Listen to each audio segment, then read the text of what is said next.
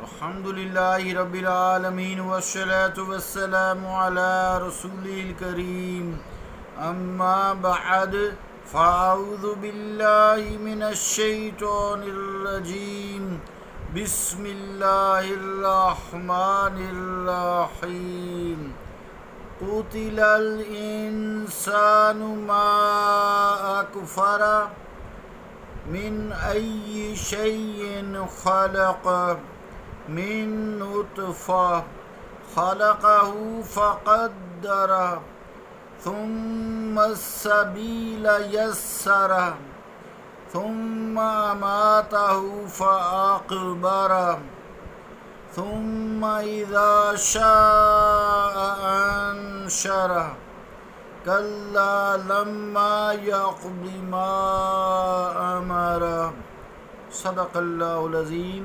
واجب الاحترام سامعین، السلام علیکم ورحمۃ اللہ وبرکاتہ.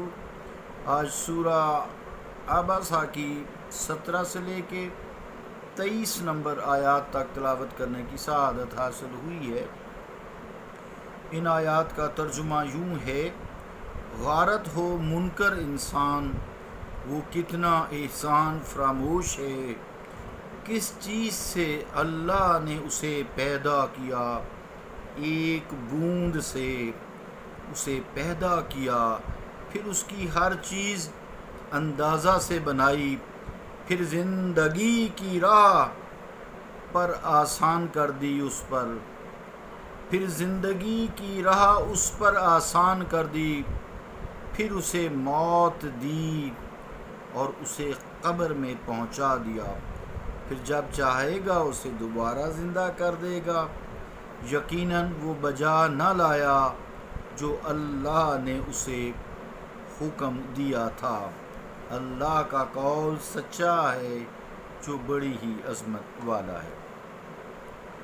عزیزان گرامی قدر، آیت نمبر 17 یا اس طرح کی اور جو دوسری آیات ہیں جس میں انسان کا لفظ ہو اور ساتھ قتل الانسان ہو، اس کے بارے میں مجاہد رحمۃ اللہ علیہ فرماتے ہیں کہ قرآن میں جہاں جہاں کہیں بھی قتل الانسان کے لفظ آئے ہیں وہاں اس انسان سے مراد کافر انسان ہے. یعنی یہ انسان جو ہر لمحے اللہ کے احسانات سے مستفید ہو رہا ہے لیکن اس کا شکریہ ادا نہیں کرتا، بلکہ کفران نعمت کی روش اختیار کر کے اللہ تعالیٰ کی نافرمانی اور بغاوت پر آمادہ رہتا ہے. بندگی کی بجائے کفر و شرک کا پرچم بلند کیے ہوئے ہے. غارت ہو ایسا انسان، اس کا وجود انسانیت کے لیے باعث ننگے آر ہے، اس کا مٹ جانا اس کے باقی رہنے سے کہیں بہتر ہے. آگے جو آیت ہے 19 نمبر، اس میں اللہ تعالیٰ نے انسان کی تخلیق پر غور کرنے کے لیے دعوت دی ہے کہ ذرا یہ لوگ اپنی اصلیت پر غور تو کریں. جب یہ دنیا میں آئے تھے تو کیا ان کی سج دھج کا یہی عالم تھا؟ ان کے خزانے لال و جواہر سے یوں ہی پر تھے. کتنے کم ظرف لوگ ہیں یہ. کیا انہوں نے قطرۂ آب پر توجہ نہیں کی جس سے ان کا پتلا تیار کیا گیا؟ شکم مادر میں ان کو کس نے پیدا کیا؟ وہ کون ہے جس نے ان کے اعضاء کی درستگی کی، ان کی ساخت، شکل و صورت کا تعین کیا، ان کی دماغی صلاحیتوں سے ان کے مقدر کی پستی اس کو بلندی تک لے گیا. اللہ تعالیٰ ان کی عشرت و ثروت کے بارے میں پھر آخری فیصلہ اس نے صادر فرما دیا. آج جب ان کا طوطی بول رہا ہے اس وقت بھی ان کی مجال نہیں کہ اس الہی فیصلے میں ذرائی برابر بھی ذرا بھر بھی رد و بدل کر سکیں. ایسی بے بسی اور فرعونیت کا دعویٰ پرلے درجے کی حماقت ہے، کوتاہ نظری ہے. آگے جو عزیزان گرامی کے در 20 نمبر آیت ہے، یہ بڑی آیت جامع آیت ہے. یہ اس کے مفہوم میں یہ بات بھی داخل ہے کہ شکم مادر میں، رحم مادر میں، یعنی انسان کو پروان چڑھایا، وہاں سے اس کے باہر نکلنے کی راہ کو آسان کر دیا، اور یہ بھی مفہوم ہے کہ اسے گوناگو قوتوں کی اس کے خمیر میں تخم ریزی کر دی، جس سے آج تحقیق میں کروموسوم جینز تک انسان ترقی کر کے غور و فکر کر کے علم تک لے گیا ہے۔ پھر جب اسے اس دنیا میں پیدا کیا گیا تو بڑے فیاضی کے ساتھ اس کے لیے سامان مہیا کر دیا گیا اس کی زندگی گزارنے کے لیے، جس کی وجہ سے اس کی امکانی قوتیں عملی جامہ پہن سکتی ہیں اور ان کا پوری طرح ظہور ہو سکتا ہے۔ اگر اللہ تعالیٰ ان کی نشو و نما کے لیے سازگار فضا ماں کے شکم میں اور خوشگوار ماحول پیدا نہ کرتا یا دنیا میں، تو وہ قوتیں ہمیشہ خوابدیدہ رہتی، وہ بیج بغیر اگے ضائع ہو جاتے۔ یہ انسان جو کچھ بھی نظر آ رہا ہے اس کو اس مرتبہ میں پہنچانے میں قدرت کے لطف و کرم کا ہی ہاتھ ہے۔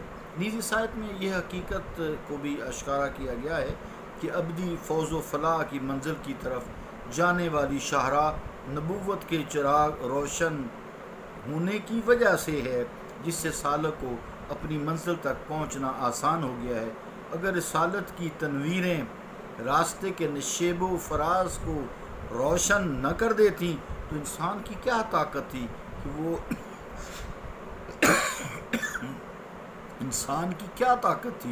کہ وہ خیر و عافیت سے اپنی منزل کی طرف رواں دواں رہتے ہوئے اپنی منزل کا تعین کرتے ہوئے منزل مقصود تک پہنچ سکتا۔ کسی نہ کسی فکری گرداب میں وہ ڈبکیاں کھا رہا ہوتا اگر رسولوں کو نہ بھیجا جاتا۔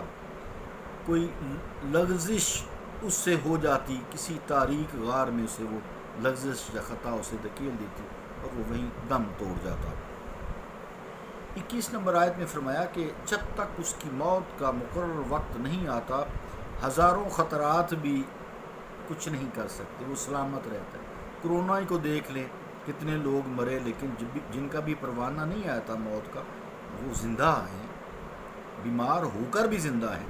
بارش کی طرح برستی ہوئی گولیاں، بارش کی طرح برستے ہوئے میزائل بم اس کا کچھ نہیں بگاڑ سکتے، دشمن کی کوئی سازش اس کو نقصان گزند نہیں پہنچا سکتی۔ اور جب دفتر موت سے اس کی موت کا پروانہ جاری ہوتا ہے تو پھر ہزاروں محافظوں کے جھرمٹ میں بھی موت کا ہاتھ اسے اچک لیتا ہے، دبوچ لیتا ہے، پھر نہ وہ کہیں بھاگ سکتا ہے نہ کہیں چھپ سکتا ہے۔ زمین کا شکم، پرندوں اور درندوں کے میدے، دریا اس کا مدفن بن سکتے ہیں۔ بے بسی کا یہ عالم ہے اور اس پر ہے انسان اتنا غرور اور اتنا گمنڈ، افسوس ہے۔ اللہ تعالیٰ نے تجھے کتنی عقل دی ہے۔ آگے پھر عزیزان گرامی قدر 22 اور 23 نمبر آیت میں فرمایا گیا ہے کہ وہ قادر مطلق جس کے فیصلے، جس کی آفرینش، پیدائش، اثناء حیات اور موت کے بارے میں اٹل تھے، وہی جب چاہے گا پل بھر میں زندہ کر کے اسے کھڑا کر دے گا۔ یعنی انسان کو اس کے مالک نے احکام کو بجا لانے والا بنایا ہے، افسوس کہ وہ ان کو بجا لانے سے قاصر رہا، اپنی کم فہمی کجروی کے باعث وہ ان احکام کو بوجھ سمجھتا ہے، جبکہ یہ اس کے لیے بہت آسانی اور مزے والا کام ہے۔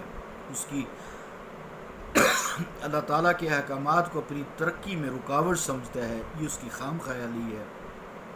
حالانکہ وہ اگر ان ارشادات کی کما حقہ ہو تعمیل کرتا تو اس کا اپنا بھلا ہوتا، اس کی دنیا بھی بہتر ہوتی، اس کی آخرت بھی بہتر ہوتی۔ صلی اللہ تعالیٰ علی رسول خیر خلقہ محمد وعلی آلہ واصحابہ اجمعین برحمتک یا ارحم الراحمین۔